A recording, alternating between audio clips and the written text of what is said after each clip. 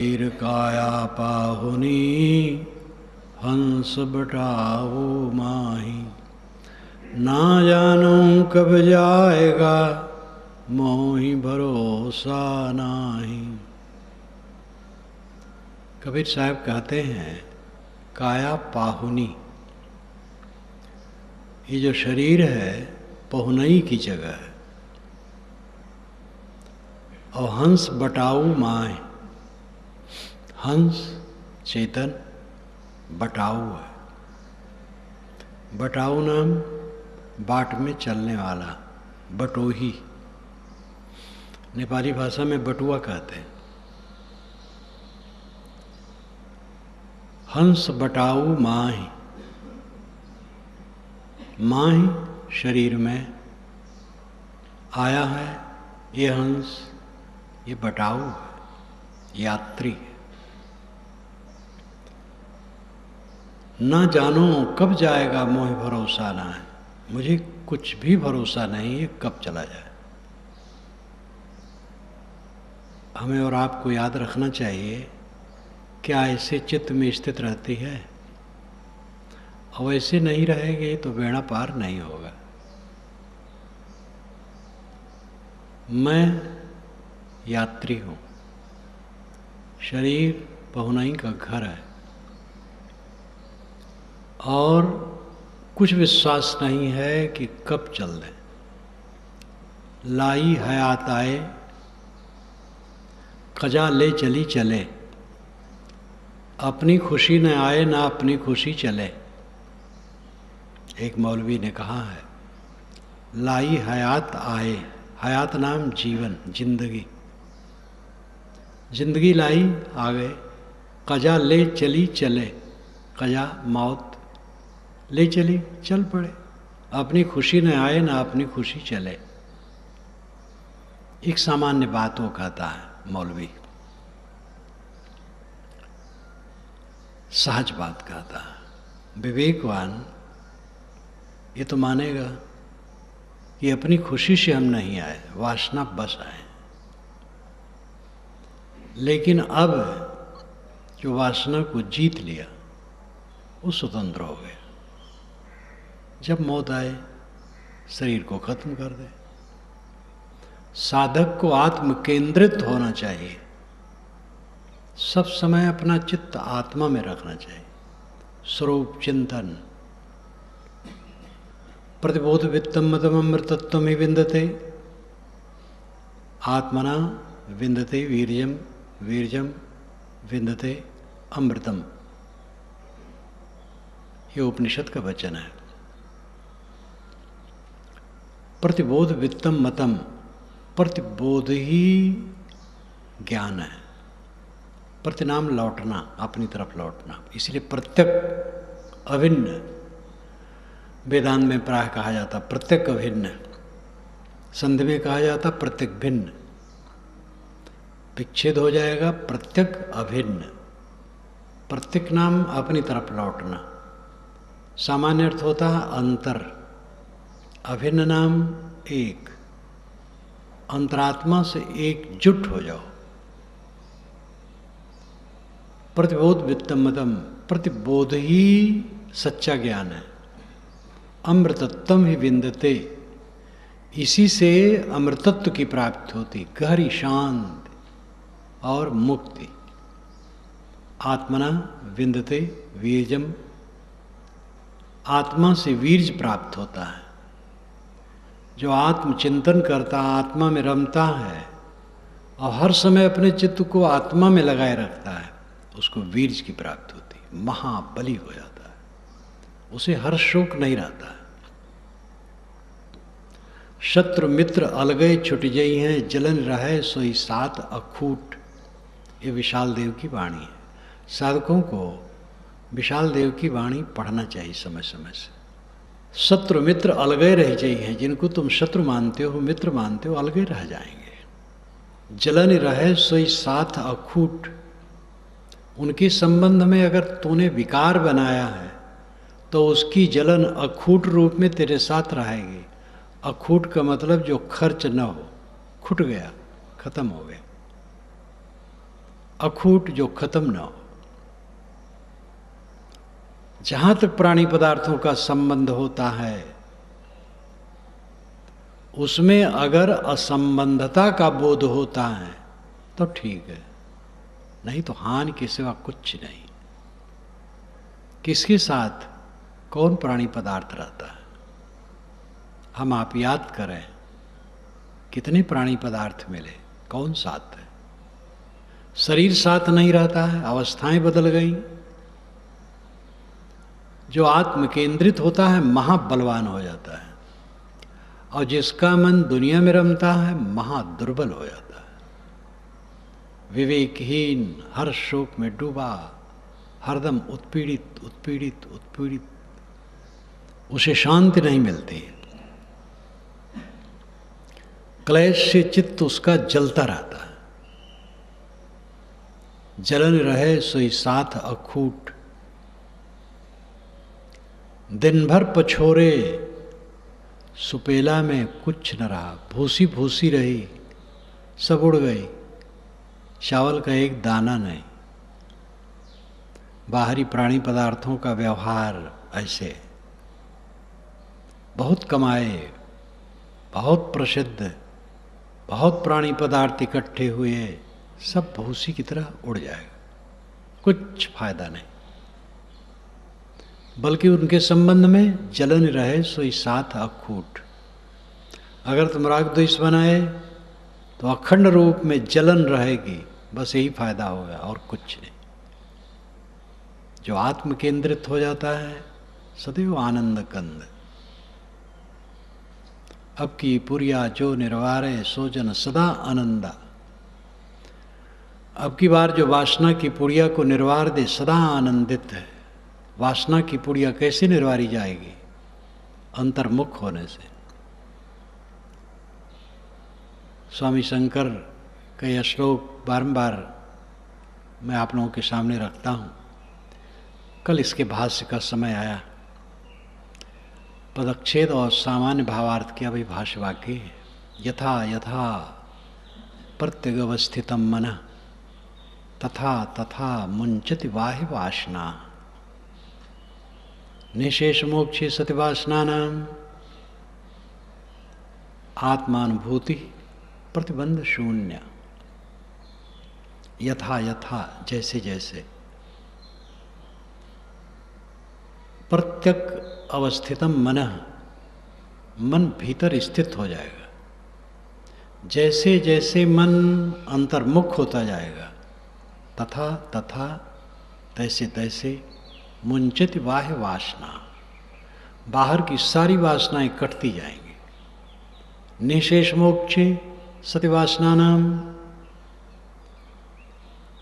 बाहर की सारी वासनाएं जब कट गईं, निशेष का मतलब होता है जिसमें कुछ बाकी न बचे, पूरा। निशेष मोक्षे सति वासनानाम, सारी वासनाओं का पूर्ण रूप में विलय हो जाने पर आत्मानुभूति प्रतिबंध शून्य।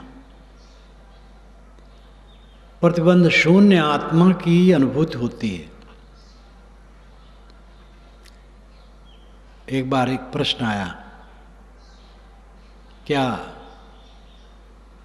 जो मुक्त है अपने को जानता है मैं मुक्त हूं? मैंने कहा तो मुक्त क्या है? जो अपने को न जान पाए तो मुक्त क्या है?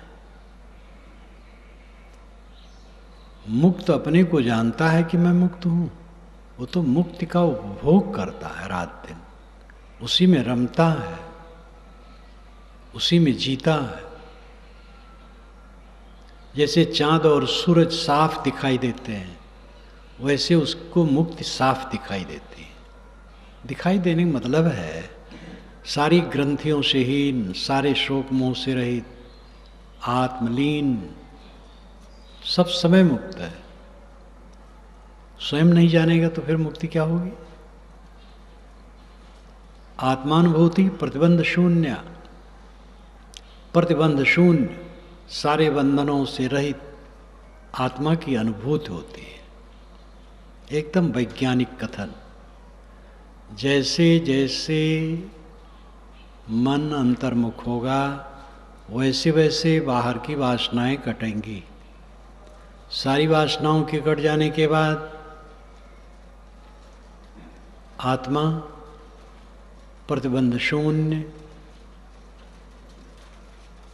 स्थित का अनुभव करेगा। उठते बैठते चलते फिरते सब समय ध्यान रखो मन क्या सोचता है।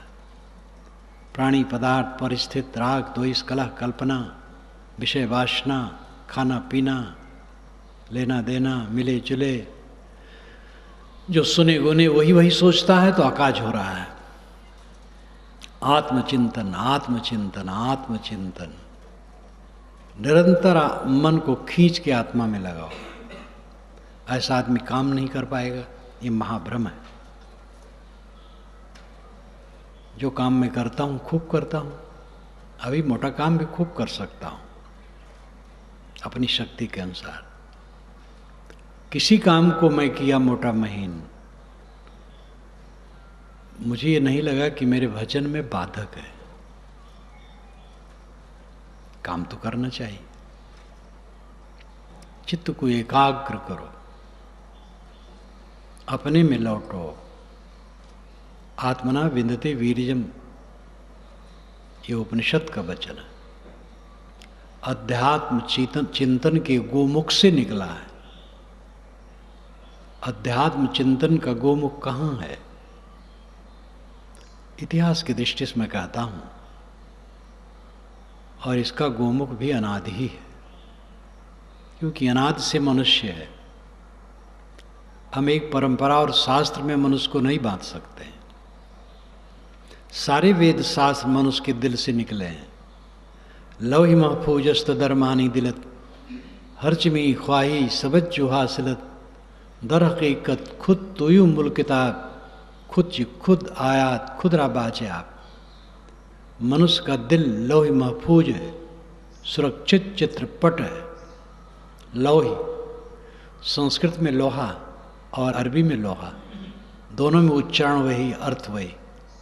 लौहि महफूजस्त दरमानी दिलत, महफूज सुरक्षित, दरमानी दिलत मनुष्य का दिल सुरक्षित चित्रपट है। हर काबिल चीज वहीं से निकलती है। कुरान की आयतें वहीं से निकलती हैं, वेद के मंत्र वहीं से निकलते हैं। इसलिए अध्यात्म का मूल चिंतन मनुष्य के साथ है, अनादि है। फिर साहित्य की दृष्टि से वेद है, क्योंकि वेद दुनिया में प्राचीनतम ग्रंथ है। ये मैक्स मूलर ने भी स्वीकारा है। लेकिन अध्यात्म का विस्तृत चिंतन उपनिषद है। बहुत अध्यात्म के उषा काल में कहा गया, आत्मना विंदते वीर्यम। जो आत्म केंद्रित हो जाता है महाबलवान हो जाता है। वीर्य का अर्थ एक तो स्थूल है, जो शिश्नेन्द्रिय से निकल भी सकता है, और वास्तव में उसकी सार्थकता है शरीर में शक्ति के रूप में बदल जाए।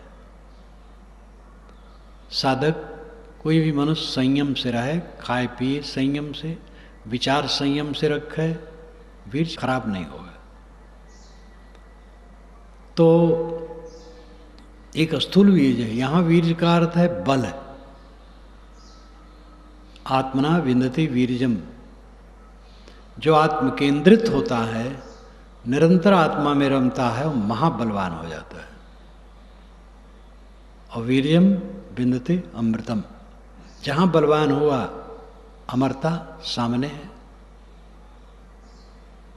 जब साधक महाबली हो गया, बस निरंतर अमरता है। महाबली होना क्या है? दूसरे को मारना काटना नहीं। महाबली होना है आत्मतृप्त होना, आत्मसंतुष्ट होना। ऐसा आदमी जो बन सकेगा दूसरे की सेवा कर देगा, विरोधी का भी हित सोचेगा। प्रसंग पड़ जाए तो विरोधी की भी सेवा कर देगा, अहित नहीं सोचेगा, अपने विरोधी का भी अहित नहीं सोचेगा।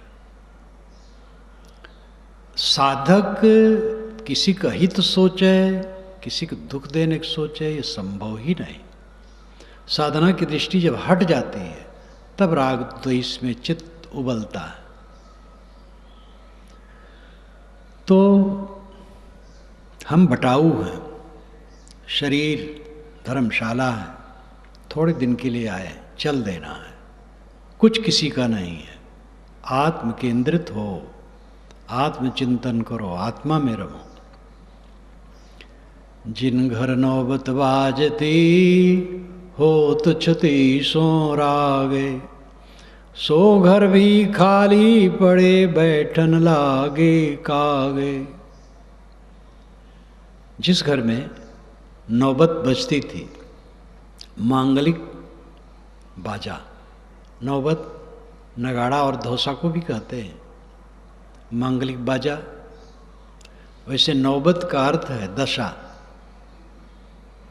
बारी भी होता है, हमारी नौबत आई है, हमारी बारी आई है, अरे वहाँ तो गया, नौबत हो गई, दुर्दशा हो गई। नौबत का अर्थ दुर्दशा भी है और नौबत का अर्थ दशा भी है, अच्छी दशा बुरी दशा सबको नौबत कहते हैं। और नौबत मांगलिक बाजा, नौबत नगाड़ा धौसा, ये सब शब्दों के अनेक अर्थ हुआ करते हैं। यहाँ अर्थ है जिनके महलों में रोज नौबत बजते थे, होत 36 राग, 36 राग की ध्वनियाँ निकलती थी, वे घर खाली पड़ गए और कौवा बैठते। आगरा किला देखो, क्या है, पर्यटन स्थल है। लाल किला दिल्ली वाला देखो, राजस्थान में तो चलते चलते छोटे छोटे किला मिलते रहते हैं पर्वतों पर, सब सोने साने।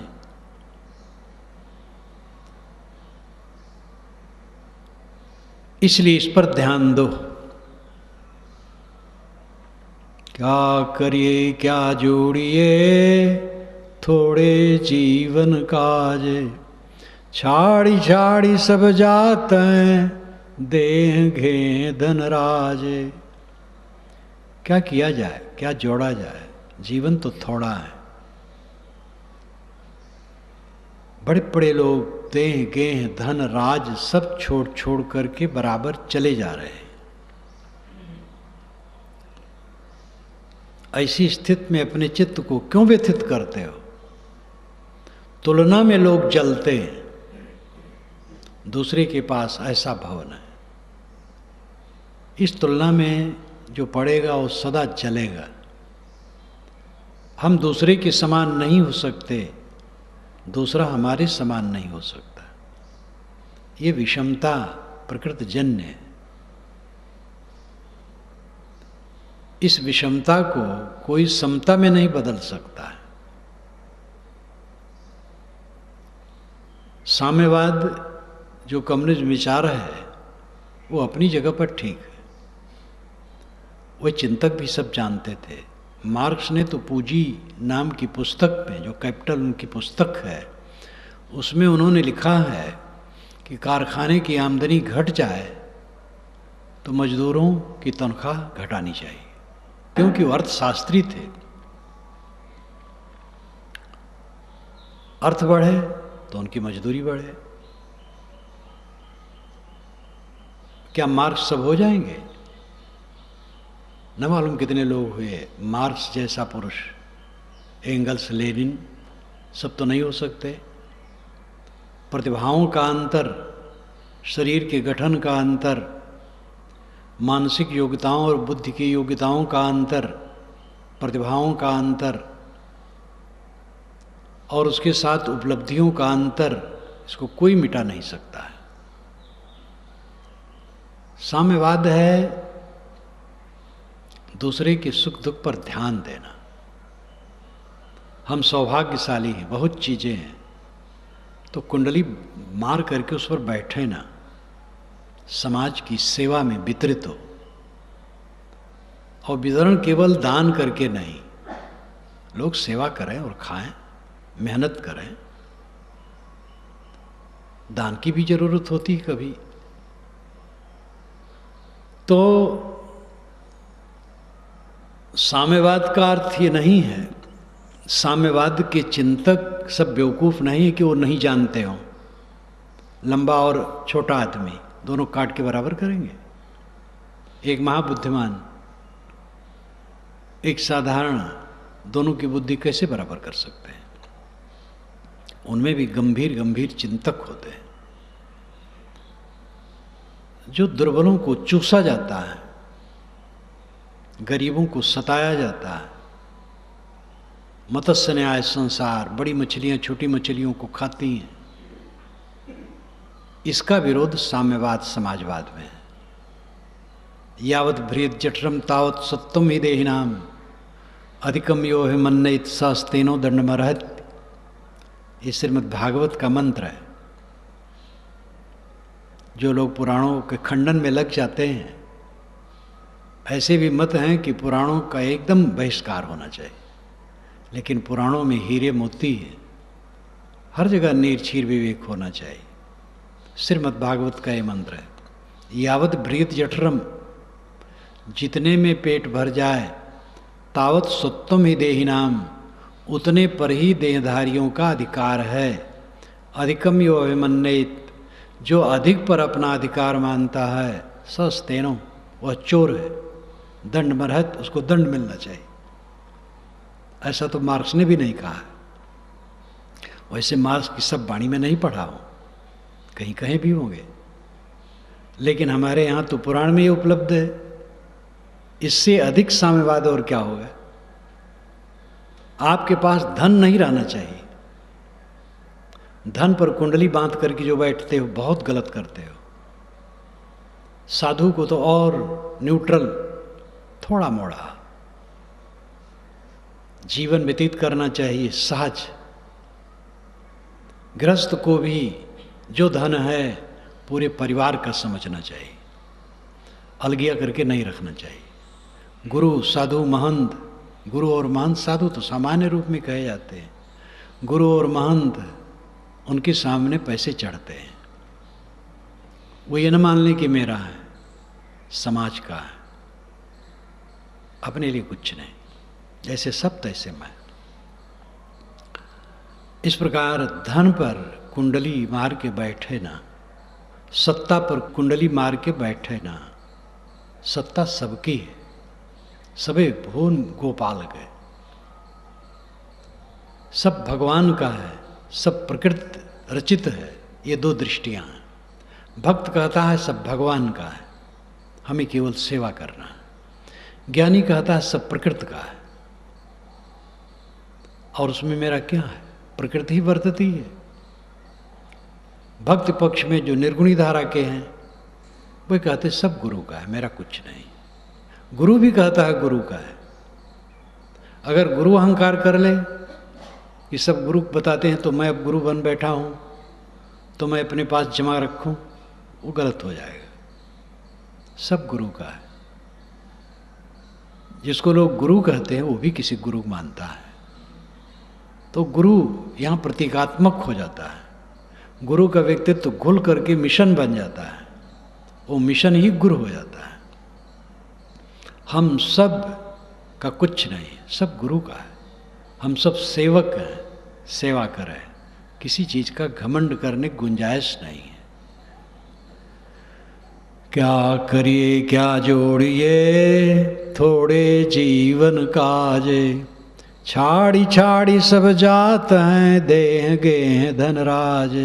हमारे गुरु जी का शरीर छूटा तो वहाँ पर सब संत जुटे, दूर दूर से भी आ गए। योगेंद्र हमारे एक साधु हैं, उन्होंने कहा गुरु जी का सब जो कुछ है देख लिया जाए, नहीं तो कोई कहेगा जो रखा वखा है कोई ले लिया। व्यर्थ व्यर्थ शंकाएं होती रहती हैं।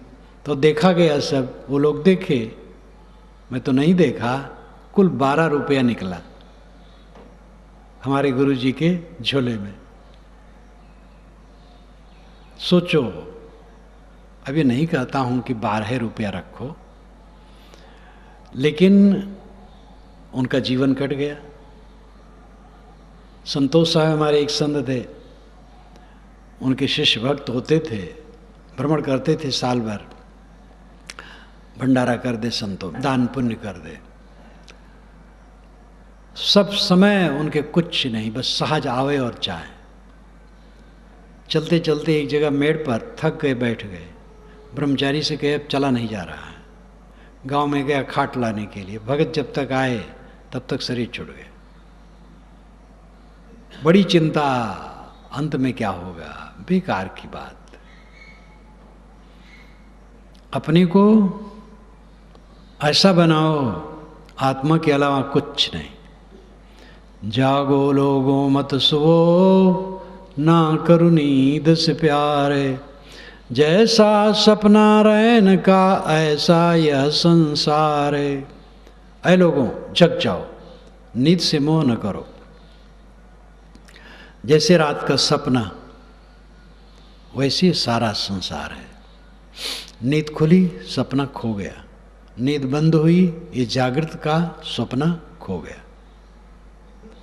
एक बूंद के कारणे रोता सब संसार, अनेक बूंद खाली गए तिनका नहीं विचारे।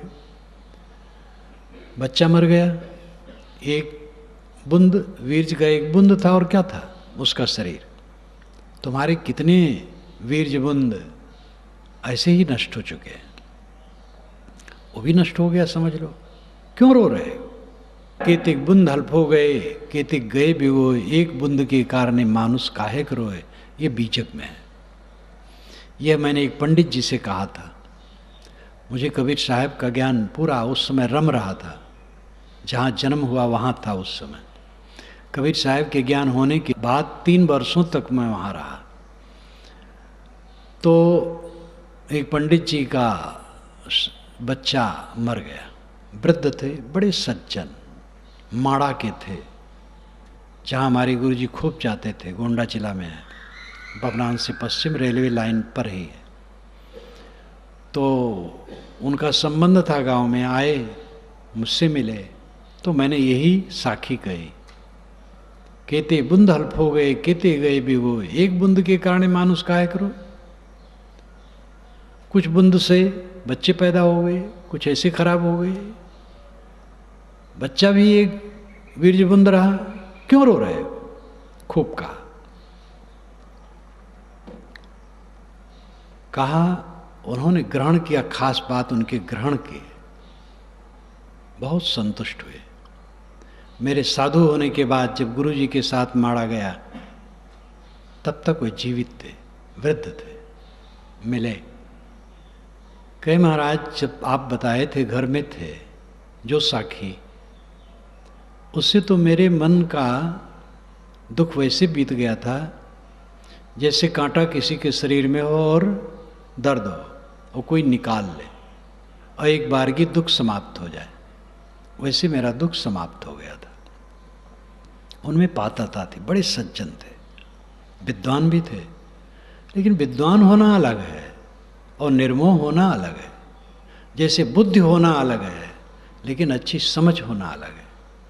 जैसे बड़े बड़े डाकू, बड़े बड़े आतंकवादी बुद्धि के भंडार होते हैं, लेकिन समझ उनकी विपरीत है। तो इसी प्रकार विद्वान होना और निर्मोह होना, दोनों में फर्क है। तो हर्ष और शोक से ऊपर उठना जीवन का फल है, और इसके लिए एक साधना सब साधक करें, आत्म केंद्रित होना, अपने मन को खींच करके बारंबार आत्मचिंतन में लगाना। मैं अजर अमर शुद्ध चैतन्य हूँ, पूर्ण काम हूँ, निष्काम हूँ, अकाम हूँ, आप्त काम हूँ, प्राप्त काम हूँ। और ये सब जो मिला जुला है सब कुछ नहीं है, सब भूसी, सब उड़ जाने वाले है, कुछ मेरे साथ रहने वाला नहीं, शरीर भी रहने वाला नहीं। इसलिए आत्मचिंतन में अपने चित्त को केंद्रित करो। जो जितना ही आत्मचिंतन करेगा, आत्माकार वृत्ति, स्वरूपाकार वृत्ति हो जाएगी, उतना ही द्वंद्व रहित, शांत, शीतल होता चला जाएगा।